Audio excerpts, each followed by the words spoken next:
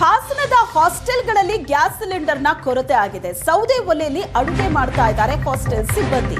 200 ವಿದ್ಯಾರ್ಥಿಗಳಿರುವಂತಹ ಬಾಲಕರ ಹಾಸ್ಟೆಲ್ ಇದು.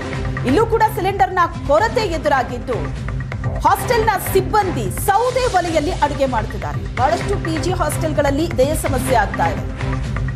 ಬೆಳಿಗ್ಗೆ ಮಧ್ಯಾಹ್ನ ರಾತ್ರಿ ಊಟ ಕೊಡುವಂತಹ ಹಾಸ್ಟೆಲ್ ಆಗಿರ್ಬೋದು, ಪಿಜಿಗಳಲ್ಲಿ ಅಲ್ಲಿರುವಂತಹ ವಿದ್ಯಾರ್ಥಿಗಳು ಆ ಊಟದ ಮೇಲೆ ಡಿಪೆಂಡ್ ಆಗಿರ್ತಾರೆ. ಈಗ ಸಿಲಿಂಡರ್ ಕೊರತೆ ಆಗ್ತಾ ಇದೆ ಅನ್ನೋ ಕಾರಣಕ್ಕೆ ಎಷ್ಟೋ ಪಿಜಿಗಳಲ್ಲಿ ಊಟ ಇಲ್ಲ ಅಂತ ಹೇಳ್ಬಿಡ್ತಾರೆ. ಆದರೆ ಅವರೇ ಹೊರಗಡೆ ಹೋಗಿ ದುಬಾರಿ ಬೆಲೆ ಕೊಟ್ಟು ಹೇಗೆ ಊಟ ತಿಂಡಿ ಮಾಡೋದಕ್ಕೆ ಸಾಧ್ಯ?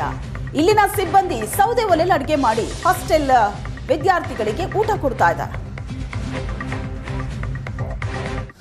ನಮಗೆ ತೊಂದರೆ ಆಗೈತೆ. ಗ್ಯಾಸ್ ಇಲ್ದಲೆಯ ಎಷ್ಟು ವನವಾಸ ಹೋಗ್ತಿದೆ. ಎಲ್ಲೆಲ್ಲ ತಂದು ಸೌದೆಯ ದುಡ್ಡಿಗೆಲ್ಲ ತಂದು ಮಾಡ್ತಿದ್ದಾರೆ ಅಡುಗೆಯ. ಕರೆಕ್ಟ್ ಟೈಮ್ಗೆ ಅವು ಊಟ ತಿಂಡಿ ಕೊಡಬೇಕು.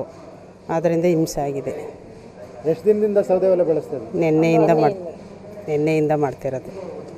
ಗ್ಯಾಸ್ ಇದ್ದು ನೆನ್ನೆಯಿಂದ ಮಾಡ್ತಿರೋದು. ಮೊನ್ನೆ ಇತ್ತು. ಗ್ಯಾಸ್ ಇಲ್ಲದೆ ಹೋದರೆ 3 ಟೈಮು ಮಕ್ಕಳಿಗೆ 3 ಟೈಮ್ ಅಡುಗೆ ಮಾಡೋಕ್ಕಾಯ್ತಿಲ್ಲ. ತೊಂದರೆ ಆಗಿದೆ. ಗ್ಯಾಸ್ ಸೌದೆನೂ ಸಿಗ್ತಿಲ್ಲ.